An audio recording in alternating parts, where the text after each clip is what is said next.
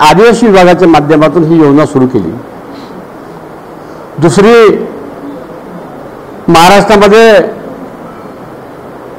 शासकीय आश्रमशाळा आहे। 490 शासकीय आश्रमशाळेमध्ये 2,55,000 विद्यार्थी शिक्षण घेत आहेत। त्या सर्व विद्यार्थ्यांना गुणवत्ताप्राप्त शिक्षण मिळालं पाहिजे, दर्जेदार शिक्षण मिळालं पाहिजे। अनेक वर्षापासून अपात्रधारक शिक्षक शिकवत असल्यामुळे पालकांची नाराजी आणि निराशा असल्यामुळे या जनजाती गौरव वर्षामध्ये 490 शासकीय आश्रमशाळेमध्ये तात्पुरत्या स्वरूपात कुठल्या प्रकारचं खाजगीकरण नाही आहे, परंतु विद्यार्थ्यांचं शैक्षणिक वर्षाचं नुकसान होऊ नये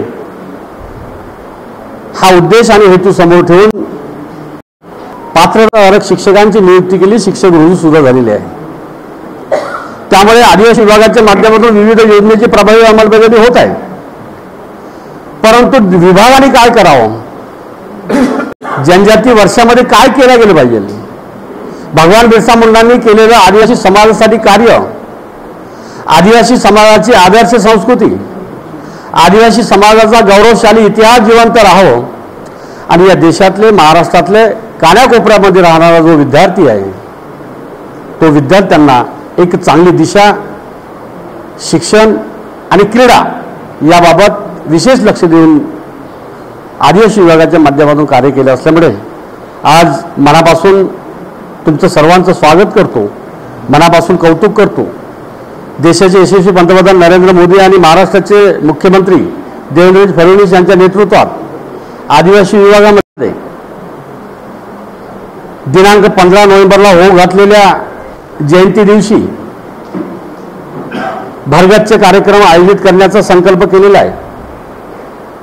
भारतीय जनता पार्टीचे नेते आमचे रवींद्र चव्हाण यांच्या नेतृत्वात संपूर्ण महाराष्ट्रामध्ये जिल्हा, गाव, बूथ स्तरावर क्रांतीसूर्य भगवान बिरसा मुंडांची जयंती वर्ष उत्साहानं साजरा करणार आहे।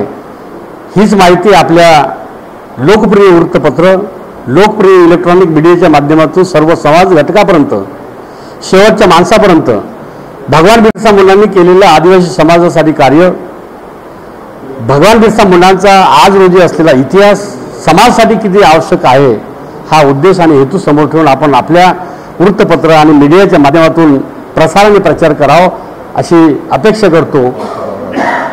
आणि या वर्षामध्ये देशाचे यशस्वी पंतप्रधान नरेंद्र मोदी यांनी जनजाती गौरव वर्षामध्ये भगवान बिरसा मुंडांनी केलेलं कार्य, त्यांनी केलेली समाजाप्रती इतिहास जिवंत ठेवण्यासाठी त्यांनी जी पदवी मिळाली होती धरती आबा या पदवीच्या अधीन राहून देशाचे यशस्वी पंतप्रधान नरेंद्र मोदी आणि महाराष्ट्राचे मुख्यमंत्री देवेंद्रजी फडणवीस अतिशय चांगली योजना सुरू केली। त्या योजनेचं नाव आहे धरती आबा ग्राम उत्कर्ष अभियान। महाराष्ट्रामध्ये 4,975 गावं आहेत। 4,975 गावामध्ये 25 योजना, 17 विभाग काम करणार आहे। गावामध्ये उत्कर्ष निर्माण करणार आहे, गावामध्ये आनंद निर्माण करणार आहे, जनजागृती निर्माण करणार आहे, लोक चळवळ निर्माण करणार, लोक सहभाग होणार आहे। हाच इतिहास, हीच आवश्यकता, हाच अभियान या जनजाती गौरव वर्षामध्ये देशाचे यशस्वी पंतप्रधान नरेंद्र मोदी आणि महाराष्ट्राचे मुख्यमंत्री देवेंद्र फडणवीस आणि आमचे भारतीय जनता पार्टीचे प्रदेश अध्यक्ष रवींद्र चव्हाण यांच्या नेतृत्वामध्ये 100% 15 तारखेला भगवान बिरसा मुंडांच्या जयंती दिवशी ग्राम पातळीपासून तर शहर आणि राज्यावर विविध कार्यक्रमाचं आयोजन केलं जाईल। अशाच प्रकारचा आपल्या माध्यमातून प्रसार आणि प्रचार व्हावं अशी अपेक्षा करतो आणि मनापासून 2 वेळा मनापासून तुमचं कौतुक करतो, मनापासून धन्यवाद देतो आणि थांबतो। खूप खूप धन्यवाद।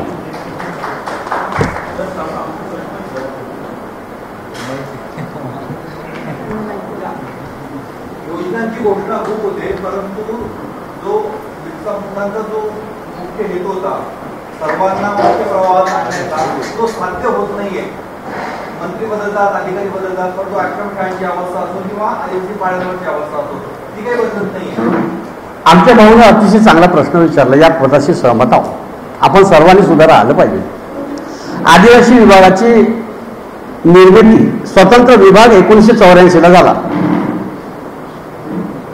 1984 ला 1972 पासून आश्रमशाळा सुरू होत्या.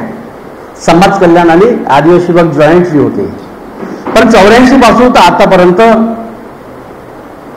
शासकीय आश्रमशाळेमध्ये ही परिस्थिती राहण्याचं कारण आणि कारण मीमांसा आम्ही केली असता महाराष्ट्रामध्ये शासकीय आश्रमशाळा 490 आहे.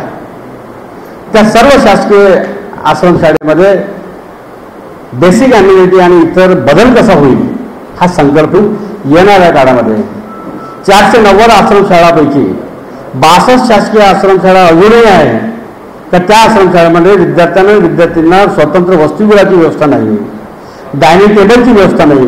परंतु यावर्षी महाराष्ट्राचे मुख्यमंत्री देवेंद्र फडणवीस यांच्या नेतृत्वात 100% त्या सर्व शासकीय आश्रमशाळेमध्ये मुलांच्या राहण्याची आणि डायनिंगची व्यवस्था करेल, एवढं मी तुम्हाला शब्द देतो. सर्वाधिक निधी आपल्या खात्याला आहे, कधीपर्यंत 1995 पासून लोकसंख्येच्या आधारे हा बजेट मिळत असतो. कधीपासून? परंतु यावर्षी महाराष्ट्राचे मुख्यमंत्री महोदयांनी आणि उपमुख्यमंत्री एकनाथजी शिंदे आणि अजितदादा पवारांनी एकही रुपया आदिवासी विभागाच्या इतरत्र गेला नाही. तुम्हाला हिशोब देतो, 31 मार्चच्या आत आदिवासी विभागाचा 21,000 कोटी रुपयावर असलेलं बजेट ते संपूर्ण फक्त आणि फक्त आदिवासी समाजासाठी, आदिवासी समाजाच्या हितासाठी, आदिवासी जनतेसाठी वापरले जाईल अशा प्रकारचं शब्द देतो. चलो, खूप खूप धन्यवाद. आदिवासी आश्रमशाळांमध्ये विद्यार्थ्यांना 6 महिन्यापासून गणवेश नाही, बूट नाही, सॉक्स नाही. चांगला प्रश्न विचारला, चांगला अतिशय चांगला प्रश्न विचारला, मनापासून स्वागत करतो. तत्कालीन कालावधीमध्ये शासकीय आश्रमशाळेमध्ये शिकणाऱ्या विद्यार्थ्यांना गणवेश दिले जात होते, देतात. परंतु ज्या मागच्या वेळेस 114 कोटी रुपयाचं म्हणजे विद्यार्थी किती काय त्यामुळे अनियमितता झाली होती, दुर्लक्ष झालं होतं. त्यामुळे यावेळेस आम्ही टेंडर पद्धत वापरली होती आणि टेंडर पद्धत वापरली असल्यामुळे हे मागच्या वेळेस ज्यांनी सप्लाय केला होता ते कोर्टात गेले असल्यामुळे न्यायालयीन प्रकरण असल्यामुळे 100% या 4 तारखेपर्यंत 4 तारखेला माननीय न्यायालयाला विनंती करणार आहोत आम्ही की अर्ध सत्र संपलेलं आहे. यांच्या धोरणामुळे, यांच्या चुकीमुळे येणाऱ्या काळामध्ये आमच्या विद्यार्थ्यांवर अन्याय होणार नाही अशी अपेक्षा आणि विनंती करून आम्ही शपथपत्र सरकारच्या वतीनं न्यायालयामध्ये दाखल करू. 4 तारखेला आम्हाला सूचना करावं माननीय न्यायालयाने की विद्यार्थ्यांना डीबीटीद्वारे विद्यार्थ्यांना गणवेश देण्याची विनंती करणार आहे. खूप खूप धन्यवाद.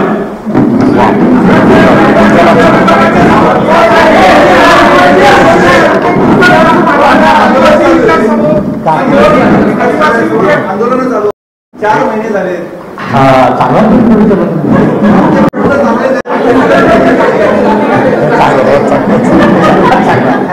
तुम्ही सर्व माझे पत्रकार बांधव आहेत, उच्च विद्यापीठ आहे, आपल्याकडून फार मोठी अपेक्षा समाजाला आहे आणि आपल्याकडून समाजाकडे करून असलेली अपेक्षा पूर्ण करण्याच्या दिशेने 1254 विद्यार्थी जे विराट मोर्चामध्ये सहभागी झाले होते त्याच्यापैकी 213 शिक्षक पात्र होते. त्यांना आम्ही नियुक्ती आदेश दिले. बाकी सर्व अपात्र असल्यामुळे अपात्र शिक्षक जर विद्यार्थ्यांना शासकीय आश्रमशाळेमध्ये शिकवलं तर विद्यार्थी योग्य घडणार नाही. त्यामुळे मी तो हात जोडून विनंती करतो, आपल्याकडून फार अपेक्षा आहे, आपण काही चुकीची माहिती देऊ. वास्तव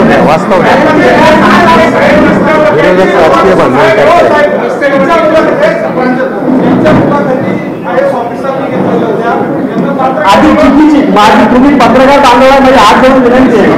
हात जोडून विनंती आहे, चुकीच्या माणसांना विद्यार्थ्याला शिकवण्याचा आग्रह करू नये, शिकवण्याचा आग्रह करू नये. राजकीय भांडवल करताय, राजकीय भांडवल करू नये, आप भांडवल करताय.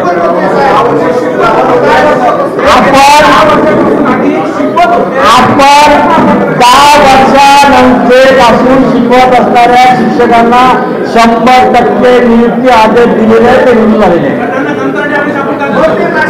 आता यावर्षी यांच्या आग्रहामुळे अनेक वर्षामध्ये पात्रता झाले शिक्षक नसल्यामुळे आणि शैक्षणिक सत्र संपेपर्यंत विद्यार्थ्यांचं शैक्षणिक वर्षाचं नुकसान होऊ नये, विद्यार्थ्यांचं अभ्यासक्रमापासून वंचित राहू नये, अध्ययन अध्यापन होऊ नये म्हणून आम्ही पर्याय व्यवस्था केली. मित्रो, हात जोडून विनंती करतो, हे खाजगीकरण नाही करणार नाही, परंतु तुम्ही चुकीचं घेऊ नये, कारण जो अपात्र आहे अपात्राला नियुक्त करा असं म्हणणं असेल तर आदिवासी विकास समोर गेल्या अनेक दिवसांपासून तो रस्ता बंद आहे, त्याबाबत सरकार काय ठोस कारवाई?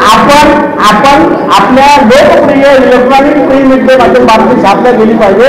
तर अवध ठिकाणी भारतीय संविधानाच्या अधीन न राहता कुठल्याही प्रकारची परवानगी न देता कुठेही तुम्ही जर उपोषण करणं योग्य आहे का?